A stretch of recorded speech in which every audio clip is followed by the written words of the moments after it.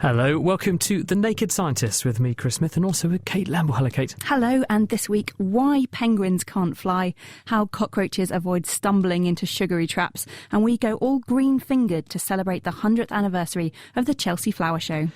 And if you'd like to get in touch with us here at The Naked Scientist, then email chris@thenakedscientist.com. You can tweet at Naked Scientist, or you can, of course, look us up on Facebook. The Naked Scientist podcast is powered by ukfast.co.uk.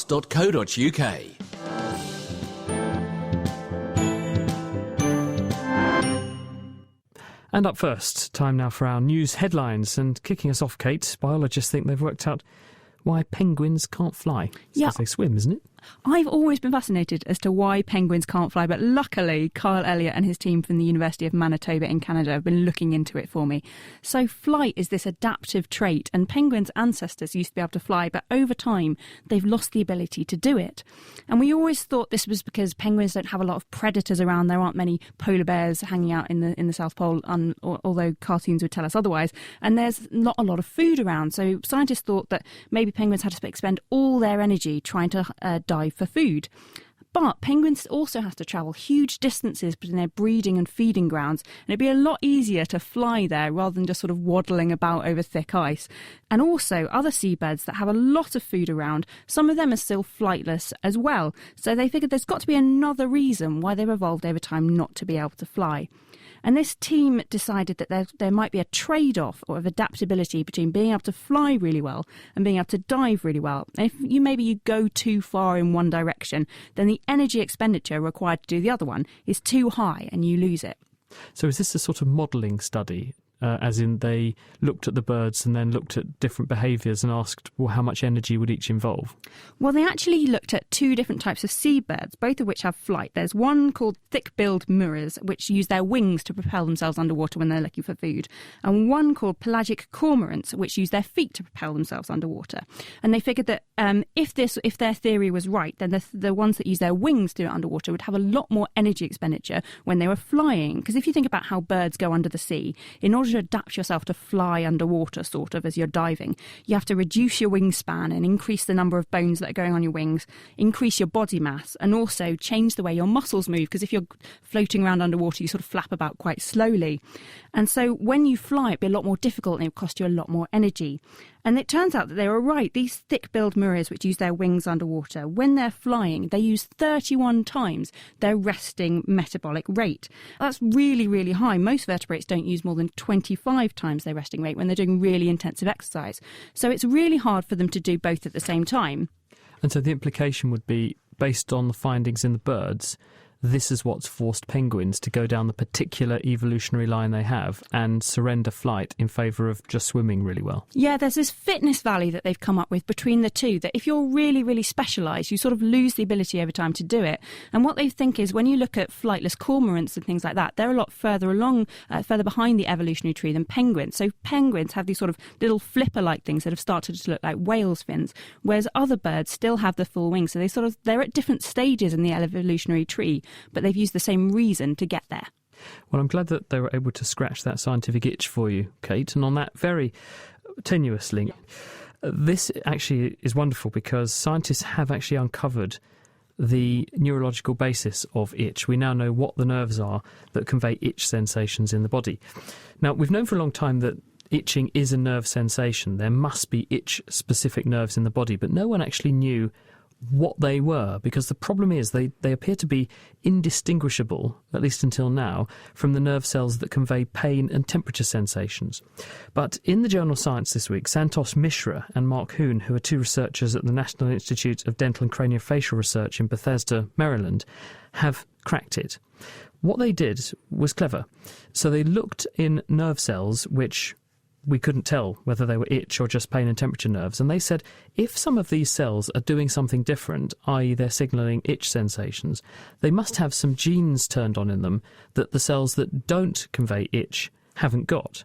So they compared the genes that were being expressed in these nerve cells, and they found a small subpopulation which had a gene which is called NPPB, and that stands for natriuretic polypeptide B. That's why they call it NPPB largely, and it's turned on in these cells.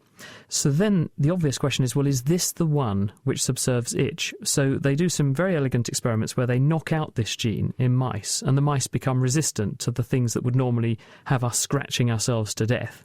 And then they also couple this chemical to a toxin and inject it, and the idea is that then it will go onto the cells that these itch-sensitive nerve cells normally talk to and turn those off as well. And in this way, they've disentangled the itch pathway, and we now know what the nerve cells are that convey itch, we can identify them, and we know that they talk to second groups of nerve cells in the spinal cord, and those ones then talk to the brain to pass on the itch sensation. So they've taken the Sherlock Holmes approach. Whatever's left must be the answer. So now that they understand how these itch receptors work, are they able to use it for diseases like eczema, where you get really, really itchy? And I've seen some of my friends sort of scratch themselves till they're bleeding. Is there anything that can be done to switch that itch off for them? Yes, this does sound, initially when you say, oh, it's just an itch-sensitive nerve cell, a bit trivial, but actually chronic pruritus, which is what people who have eczema suffer from, is absolutely excruciating. If you think how itchy your eyes get if you have hay fever, for example, or how tickly your nose is when you breathe in some dust, imagine having that all over your body all the time. It is excruciating and frustrating in the extreme. So a way of solving this would be extremely valuable for sufferers. So yes, if we could block this pathway, that would be wonderful. Now the problem is that, as the name suggests, natriuretic polypeptide B, careful listeners will have realised that there's some words in there that probably relate to diuresis and sodium. And actually this same chemical is used to control the levels of sodium in the blood in the kidney, and if you deactivate this chemical, then it can have impacts on the way the kidney works and on blood pressure. So although the pharmaceutical company have already got there, and there are drugs on the market, at least in tests and trials, that will block this stuff, you couldn't use them as an itch treatment because they would have devastating effects on people's other physiological processes. So instead, what Mark Kuhn is saying, and I phoned him up and spoke to him today, is that we'll have to find some other drug that is nerve cell selective. And if we could do that and block this pathway, then you've got a way of cracking the itch nut. So we've got a difficult task ahead. I've been having a look at another news story, which is all about a little boy called Kyber Gianfrido. And when he was born, he suffered from this condition called tracheobronchomalacia. Now, this is a condition that affects your trachea, and that's the strong cartilage tube that connects your larynx or your voice box to your lungs. And the point of this trachea is really to be very, very strong and to keep your airway open. But if you suffer from this condition, the cartilage becomes flaccid. It can collapse in on itself. So this little boy, Kyber, he was having a bit of problems that he was regularly stopping breathing. They were having to resuscitate him every day. So it was at this point that Glenn Green and his colleagues at the University of Michigan decided to step in. They decided to use 3D printing to print a plastic tracheal splint. So that's a little plastic round tube that they could fit in the trachea to stop it collapsing in on itself. But instead of just using plastic so it would sit there forever and maybe the body would react to it, they used a very clever substance called polycalprolactine. Now that's a biodegradable polyester, which within the body, if you leave it within a human, within about 3 years, it goes under hydrolysis and it degrades and is reabsorbed into the body. So they put this in Kyber in February 2012, so it was a while ago now, and straight after the operation, he was able to come off the ventilator within 21 days. And he's not had any trouble since then. They've just published the paper in the New England Journal of Medicine this week. And so what's great about this new substance, it means not only is it able to solve the problem in the short term, because hopefully over the next 3 years his trachea will be able to grow and become healthy again, but also because it's going to be reabsorbed, that little plastic tube isn't going to be sitting there years later on blocking his airway. It's very encouraging. It'd be interesting to see what the long term is, whether his own trachea fully recovers or whether he needs another one of these printed, albeit slightly larger, because he'll have hopefully grown a little bit by then. This condition affects 1 in every around 2,000 children, and most kids grow out of it quite quickly. So the hope is quite positive. Only about 10% of cases are very serious. So fingers crossed. Well, let's talk about something slightly less salubrious now. I know that you're probably very fond of these insects, Kate. Do you like cockroaches? I hate them. You've actually got me scanning the room to see if any are around. Well, you may have actually noticed how at the moment we try to get rid of them, which is traps. Have you seen those cockroach traps? And they're sort of usually a card affair with some holes in the side. It's like a tent made of card. Mm-hmm. And if you were to stick a finger in one of the holes in the side, you find this sticky stuff on the inside. And these traps effectively are a sticky sugar solution with insecticide inside it. And the idea is that the cockroaches really like the sugar. They go for that. They go in the holes, they drink some sugar and get a dose of insecticide into the bargain, and then they die. The thing is that despite being very successful when they were first deployed 30 years ago or so, these traps aren't working very well anymore. The cockroaches appear to be avoiding them. And now we know why. There's a paper, it's also in the journal Science this week, Kobe Schall and his colleagues, they're at the North Carolina State University, and they have found that the cockroaches have evolved to find the taste of the glucose in the trap highly unappealing. So what they do is they've got some cockroaches and they take the taste buds of cockroaches and they stick miniature electrodes in them and they record the electrical activity of the cockroach taste buds when they present different chemicals to them. And there are 4 different types of cockroach taste bud, it turns out. There's so-called GRN1, which is gustatory receptor neuron 1. That one responds to sweet stuff like glucose and fructose. And sure enough, when you give the taste bud some sugar solution, the nerve cells there go firing off like a machine gun. Then there's the GRN2, or gustatory receptor neuron 2, that's the sort of taste bud number 2. That one responds to bitter substances, like caffeine, for example. And again, you put some caffeine on this, goes firing off like a machine gun. 3 and 4, they don't know exactly what they do yet. But when they take the cockroaches that avoid these traps and they look at their taste buds, amazingly, what you find is that the taste bud type 1, which normally responds to sweet stuff, put glucose on there, it's not interested. Take the type 2 taste bud that normally responds to bitter things, like caffeine. Yes, it responds to caffeine, but put some sugar on it, and it fires off like crazy. And so basically, these cockroaches have rewired their taste buds so that they are now responding to using the aversive taste buds, the things that would normally put them off of eating things, to respond to glucose. So effectively they have mutated their taste bud system so that something they previously found very appealing, they now find highly unappealing, and this is why they're avoiding the traps. And when they went and caught some cockroaches in the wild, they caught 19 cockroaches, and 7 of them had this trait. I'm very proud of myself for not just standing on my chair right now. So what can we do to overcome this and start killing them again? Well, the good news is that the effect was specific for glucose, because the taste receptors respond to both glucose and fructose, and the aversive response, the cockroaches that no longer respond, they're only doing that to glucose, so fructose would still work. So maybe what the manufacturers need to do is to start using fructose, another kind of sugar, in the traps instead of glucose, and they'll probably start working again. Great. And you can find more information, including references to the papers we've just discussed, on our website at thenakedscientist.com/news. Now, you might have heard that tragedy struck Oklahoma this week when a massive tornado at least a mile wide ripped through the town of Moore, injuring 353 and leaving at least 24 people dead. To find out how these destructive forces of nature develop, here's your quickfire science from Elena Tay and Pete Skidmore.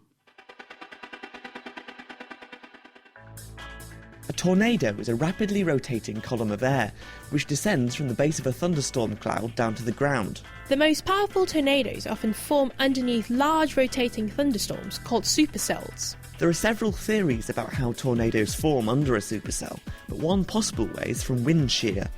This is when winds at 2 different heights blow in different directions or at different speeds. The clash between these 2 winds can cause a cylinder of air to rotate around a horizontal axis, which can then be tilted vertically towards the ground by warm air rising within the thunderstorm. Given the right conditions, this vertical spinning cylinder of air can become a tornado. Tornadoes occur all over the world, but most commonly form in North America, especially in the central plains of the United States, nicknamed Tornado Alley. Scientists think they are so frequent here because warm, rising air from the Gulf of Mexico is focused into thunderstorms by cool, dry air from Canada. Dry winds blowing east from the Rocky Mountains provide the wind shear which drives the rotation of the storms. Modern methods of detecting tornadoes include using satellite data, as well as radar to identify high wind speeds. The US National Weather Service's Storm Prediction Center uses these new techniques, as well as a network of voluntary storm spotters across the country, to provide a tornado warning system to communities at risk. Warnings for Monday's disaster in Oklahoma were sent out 16 minutes before the twister hit the ground, earlier than the average time of 8 to 10 minutes.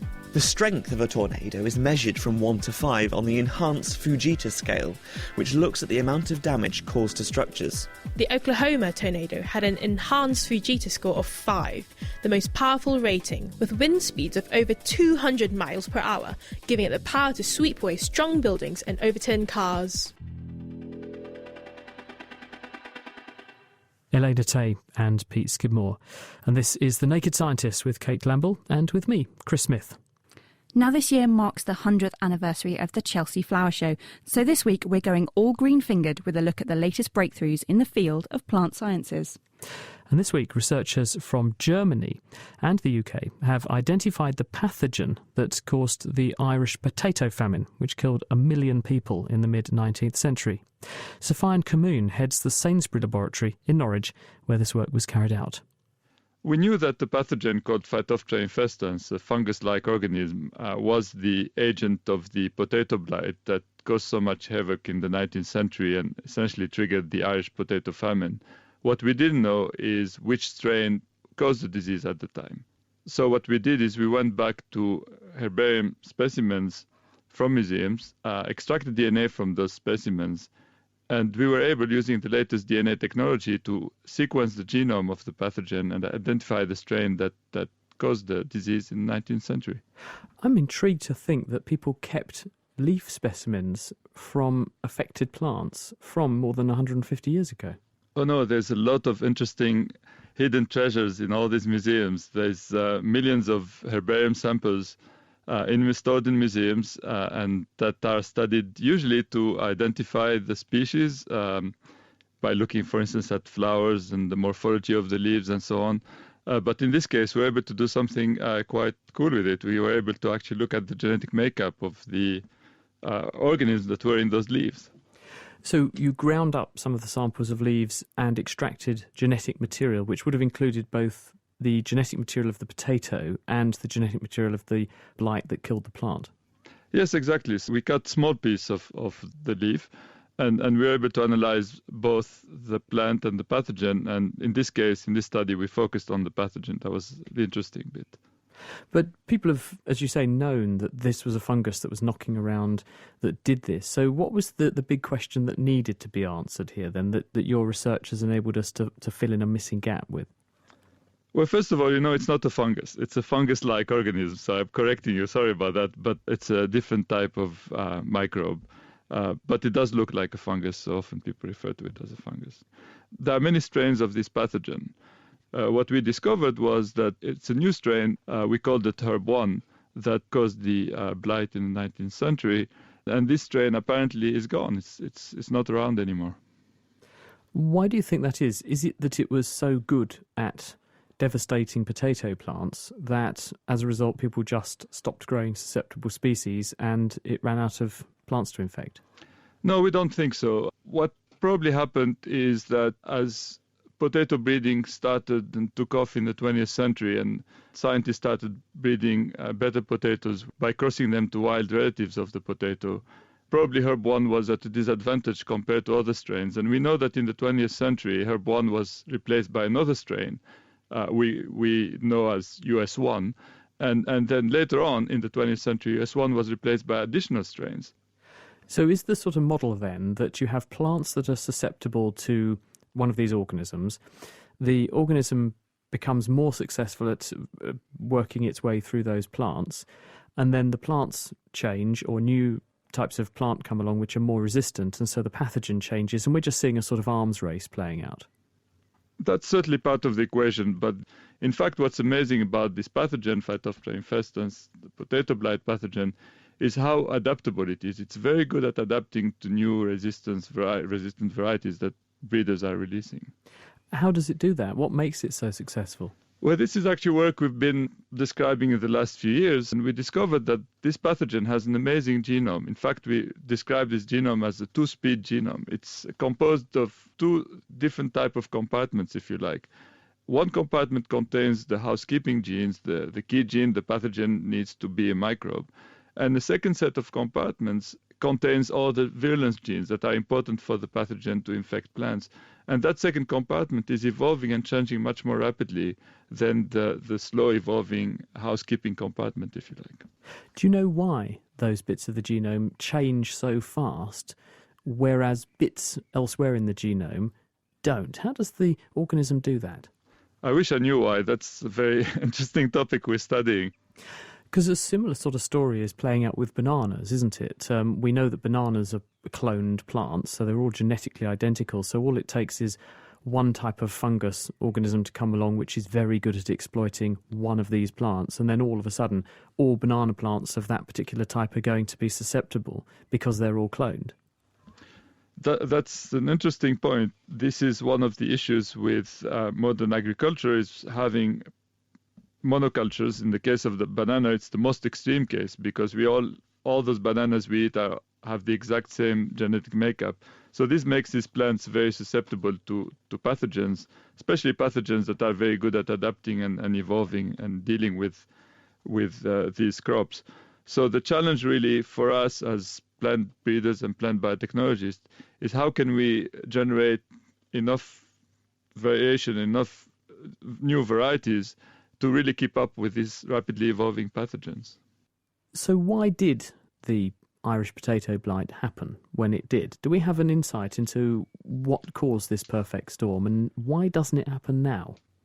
Well, there's two facets to your question. The first one is that we have to keep in mind that in the 1840s, the disease was new to Europe. So for 3 centuries, potatoes were cultivated in Europe, and somehow the pathogen never made it to the European continent. So in that case, it was basically a new pathogen being introduced to a region that doesn't have it, that hasn't seen it before.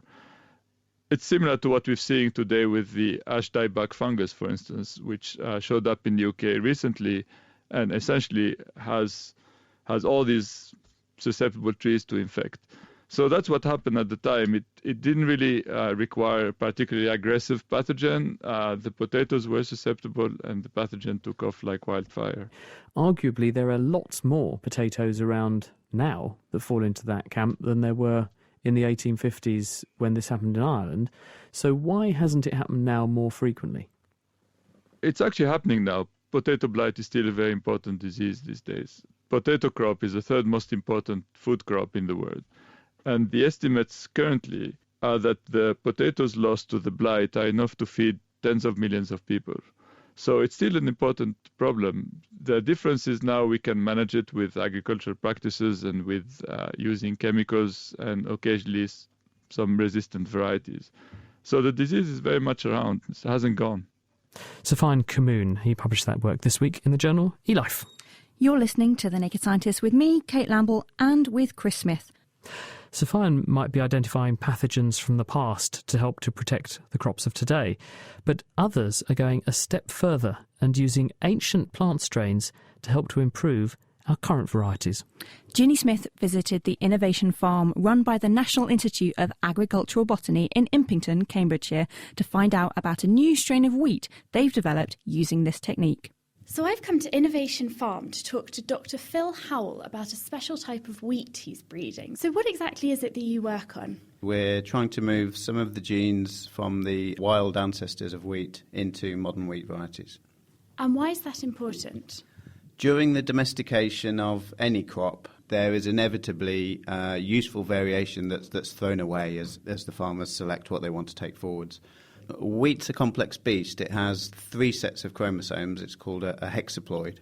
And we know that 2 of those sets came from one ancient parent and a 3rd set came from a different ancient parent. And it's this 3rd set that there's less variation in. So that's what we're trying to tap into.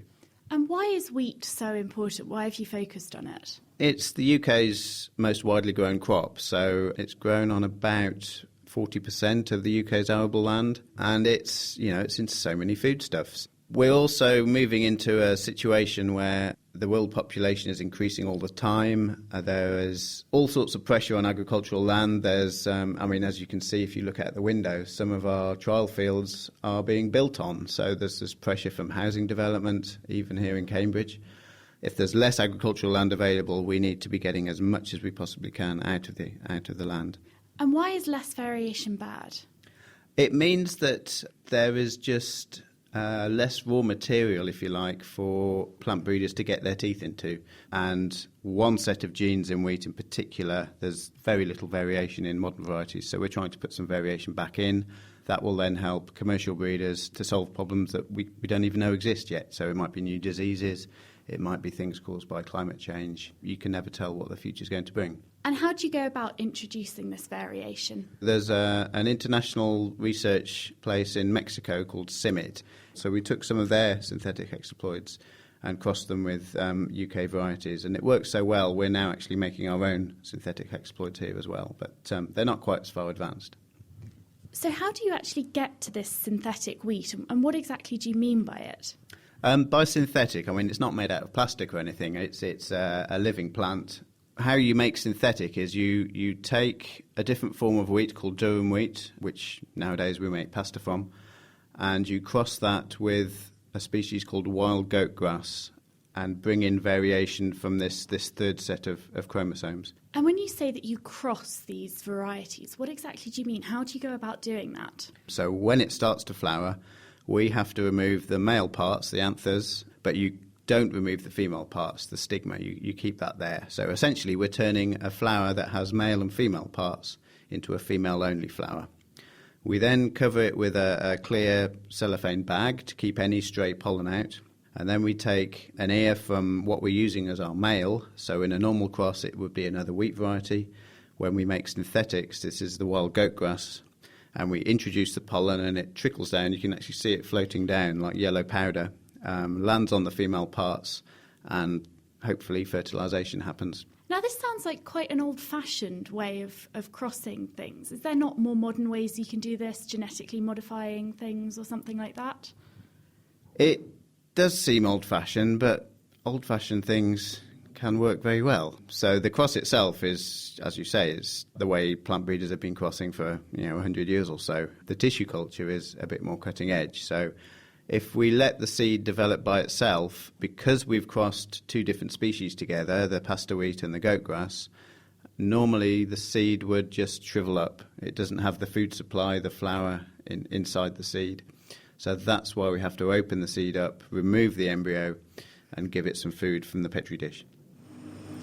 Okay, so we've now headed down to your lab, and there's lots of big machines. You can hear the sort of humming in the background. And I can see some Petri dishes and microscopes over there. It looks like a properly scientific area over there. Petri dishes we can certainly have a look at. So I can see some seeds on these Petri dishes. They're a kind of reddish colour, and some of them have little sprouty bits coming out of them. Oh, and some of these others, they look a bit more like you'd expect a wheat seed to look, sort of like unpopped popcorn.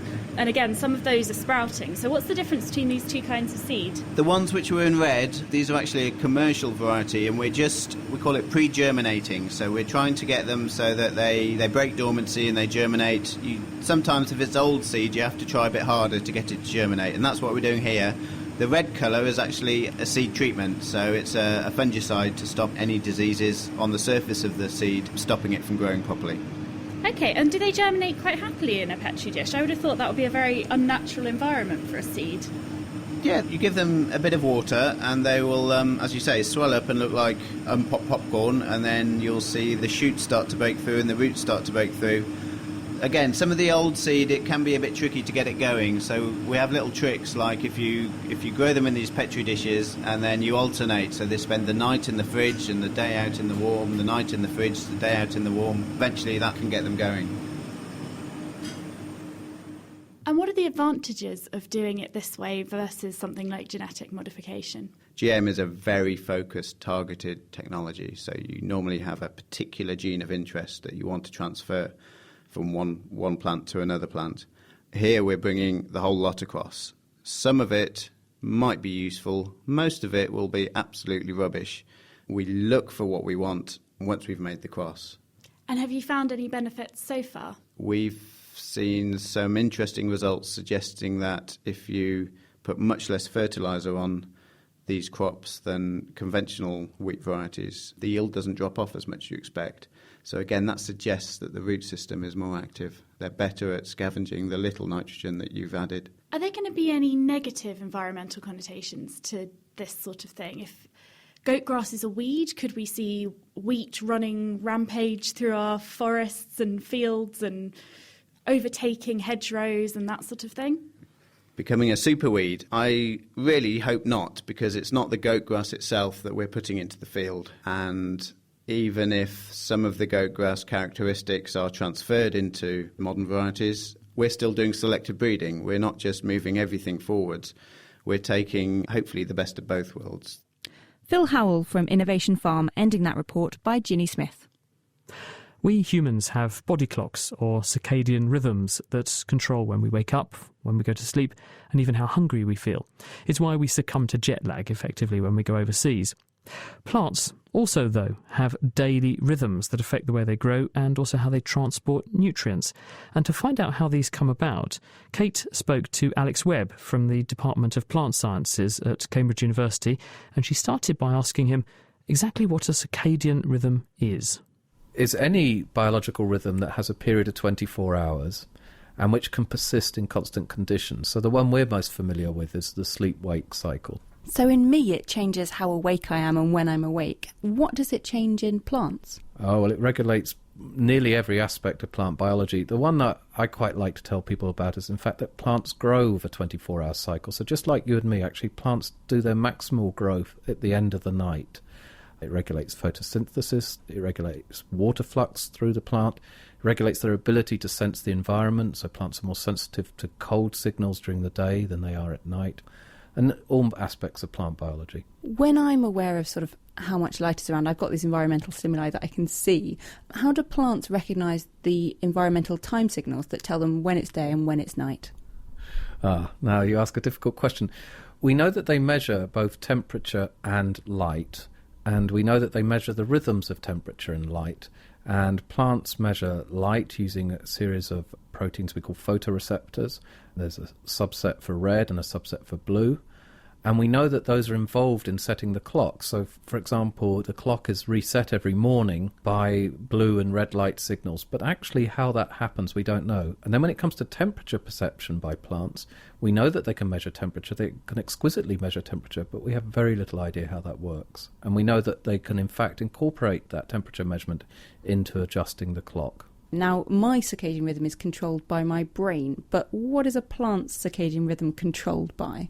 Well, what an interesting idea. Is your circadian rhythm controlled by your brain, or is there a circadian rhythm in your brain that controls all of you? That's a very interesting question. Which I think is probably the second of the two. How it works in mammals like ourselves is that there's a group of nerves, about 20,000 nerves in the brain, which form the timing mechanism, and they have this 24-hour rhythmic activity, which they then transmit through to the rest of the organism using hormones. Plants are a much more decentralized system, and so in fact every cell has a clock, and that clock is made up of a suite of genes switching each other on and off with a rhythm, a bit like the clockwork of an old-fashioned watch. And so all of these cells have a clock, and one of the things we're interested in at the moment, I think a lot of plant biologists are interested in, is whether these clocks actually communicate between each other within the cells, and is there a coordination between them, or is essentially each cell doing its own thing, but it just all occurs at the same time? I was going to ask that, because in order to be able to reset the clock, is each one of those cells communicating with a sensor that is sensing the light and the temperature that we were talking about earlier? At least in leaf cells, each cell has its own light sensor, so these proteins are present in all the leaf cells. The root is more interesting, and there's a lot of interest at the moment, because of course the roots grow in the dark, and there's some nice work from a laboratory in Glasgow, Hugh Nimmo's laboratory, and it does seem that there's some signal that comes from the leaves down to the roots and affects the clock, and that signal is probably sugar. Why do we think that it's sugar that's communicating these signals between the different cells? Well, if you stop photosynthesis using a drug, then the root circadian clock functions differently, and so the most likely substance is sugar, and in fact my group works on this problem as well. I was going to say you're particularly interested in how photosynthesis is linked to this circadian rhythm. Why would that be affected by the difference between day and night?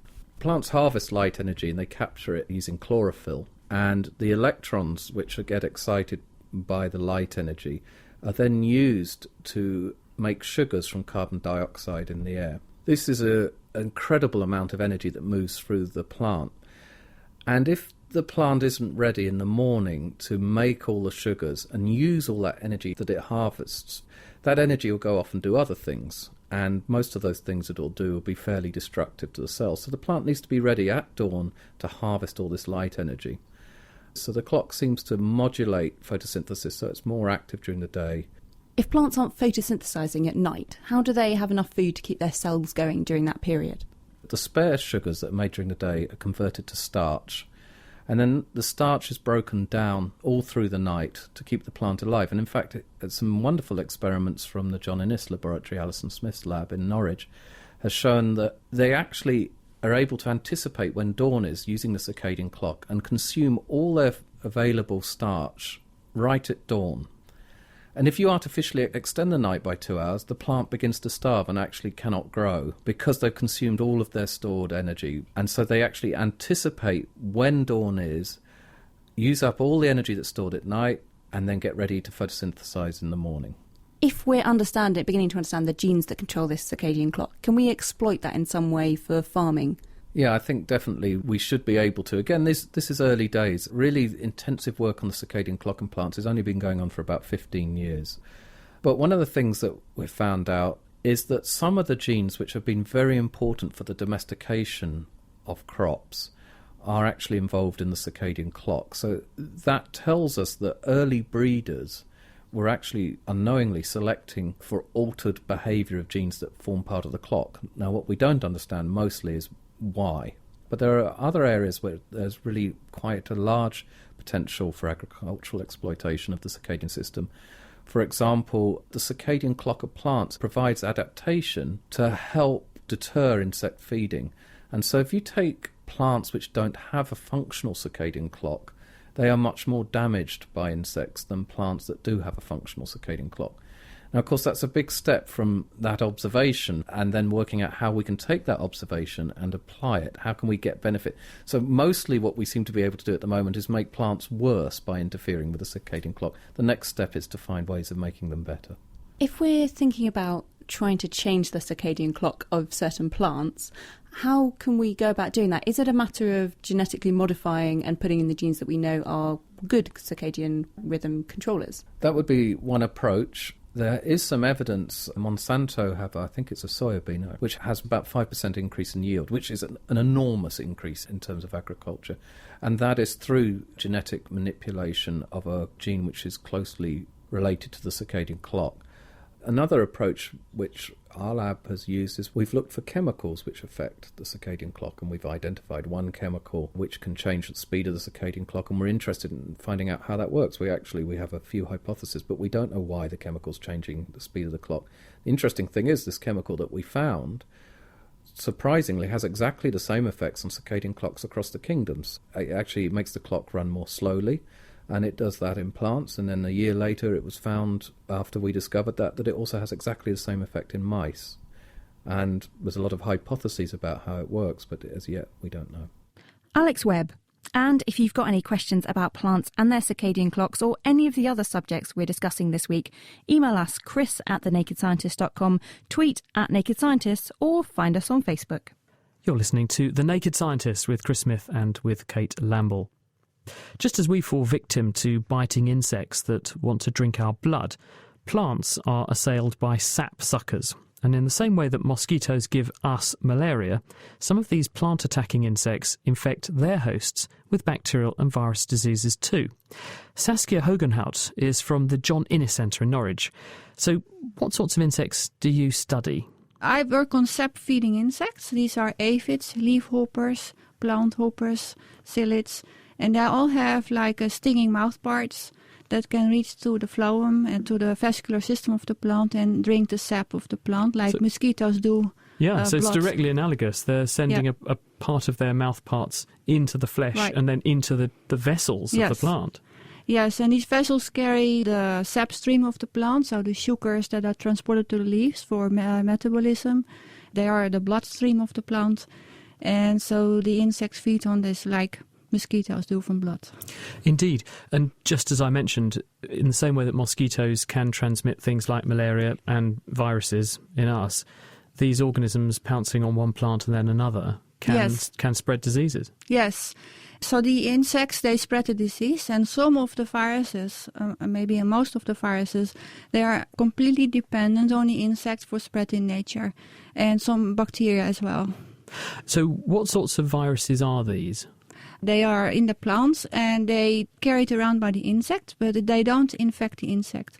Other viruses, they circulate in the insect, but they don't amplify in the insect, but the insect can still carry them around. When you say amplify, you mean as in they get into the insect and then they grow and increase their number in the insect, so the infectious dose in the insect goes up. Yes, and other viruses, they amplify even more, so they really use the insect also as a host for replication and for multiplication and colonization. Well, that's extraordinary, because this means you have a virus which is capable of infecting an insect's cells and growing in the insect, and infecting the cells of a plant, which is a very, very different beast, if that's the right word. That's right. So they're very different hosts, and maybe the plant and the insect are much more different than, for example, mosquito and a human. So is it quite literally like malaria, where the sapsucker will land on the plant, drink some fluids, and because the virus is circulating in the plant fluids, some gets into the insect, and it then departs, goes to another plant, and when it drinks from that second plant, it just happens to pass the virus on to the new recipient? Yes. So and depending on the virus, this insect can acquire the virus and then transmit it immediately. Sometimes it takes longer. So sometimes it takes 10 or 20 days or longer.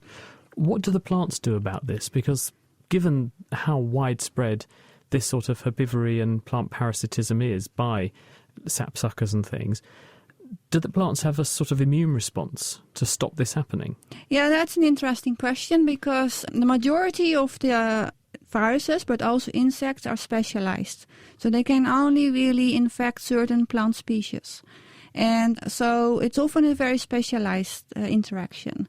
But only a small fraction, like 10% of the insect species that are feed on the plant, can feed on many different plant hosts. And those are also often the most efficient vectors of viruses, because they can transmit a virus from one plant species to another, and often from weeds that surround the crop fields to the crop. What about in winter time? Where do the viruses go? Because if you're living in an insect that disappears in winter and a plant that withers and dies in winter, how do the viruses persist? So sometimes they stay in the plants, like the weeds that surround crops, or the crops that are maybe not there anymore, but the weeds stay around. And sometimes they stay in the insect vector as well, because the insect vector can overwinter. And they stay quiet and they don't do much, but they still carry the virus. And when then the insect appears again in spring, then it can transmit it to new plants. Do any of these viruses get into the genetic material of the plants? Because in the same way we see there are some viruses that lurk inside the genomes of humans, can they lurk inside the plant genome and then come out again periodically when they want to? So not many plant viruses do that, no. Not many plant viruses. There are, as far as I know, not any. But there are bacteria that can do that. So some fragments of the bacteria can lurk inside the plant, and but these are not transmitted by insects. Indeed, but there are bacteria that are transmitted by insects in the same way as we've outlined for these viruses, aren't there? Yeah, there are several species of bacteria, and some are also replicating, amplifying and colonizing the insect, and some are only carried by the insect. And what is the impact on the plants of catching these bugs? They actually can be severely damaged by this. So they have stunting, chlorosis, streaks. They don't form seeds. They don't form flowers. And an oilseed rape, for example, that in the UK can be infected by several viruses. and they think it actually reduces yield by 30%. Do they also render the plants susceptible to other infections? I keep bringing along human analogies, but obviously we can catch HIV.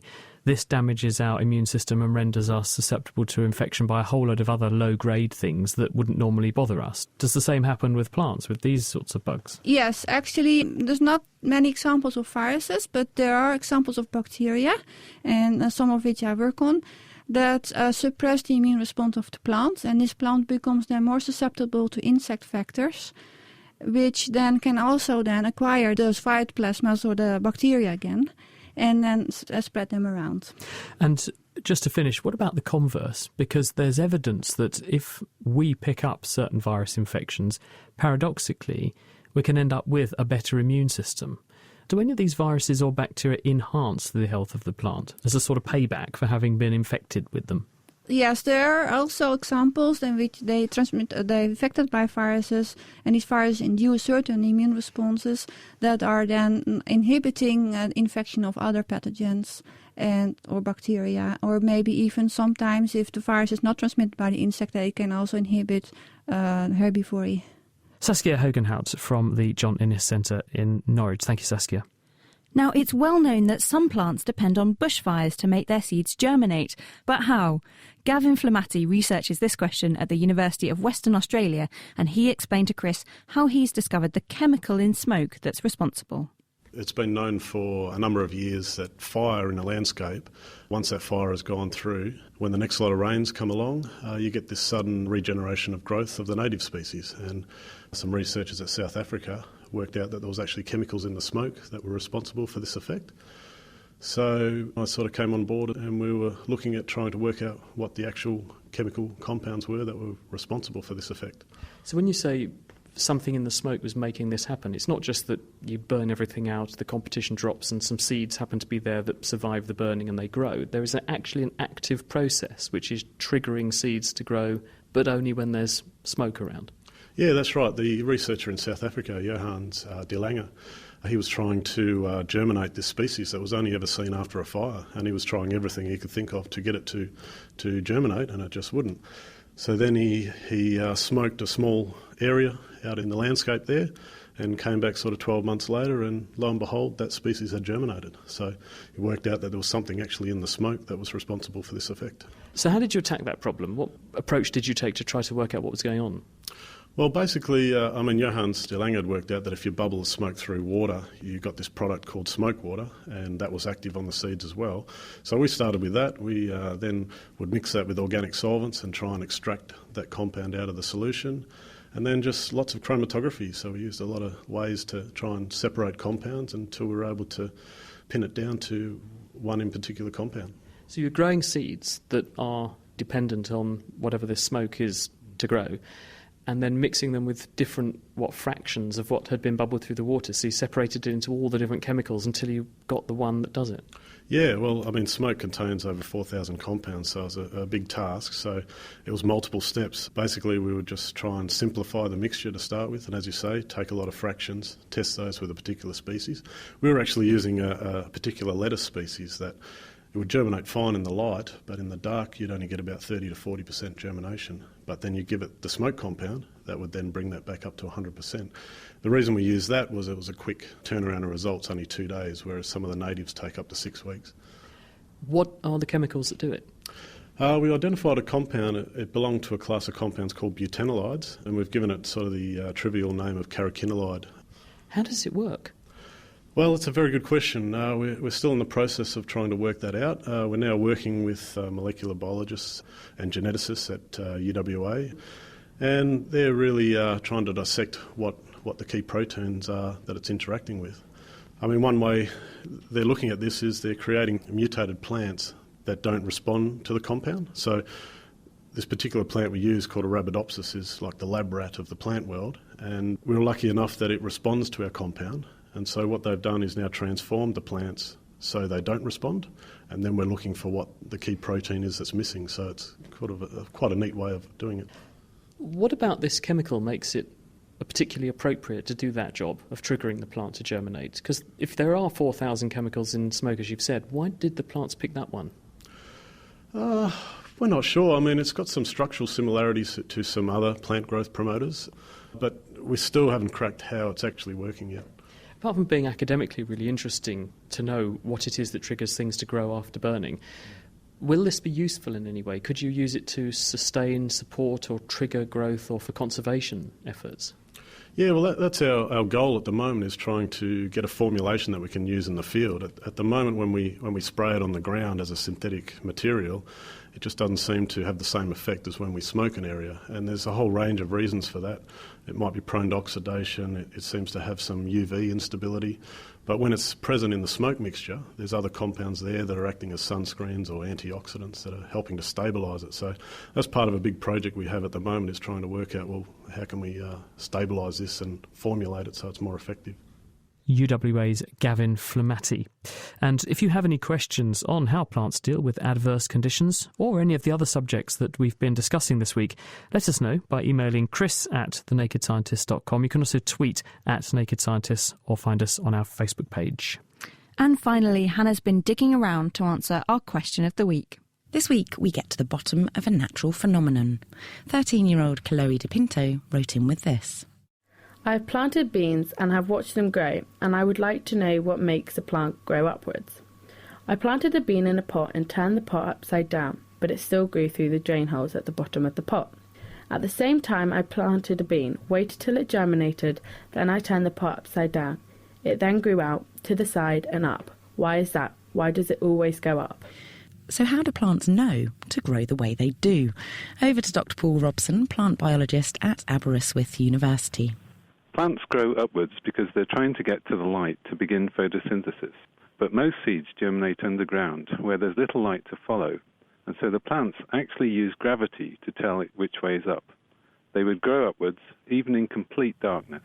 Clever plants. But since seeds have no vestibular system, like us humans using liquid in our inner ears to know which way is up, how do seeds and plants know which direction the sky lies in? We know starch is important in sensing gravity, and to do this, plants package starch into structures called statoliths.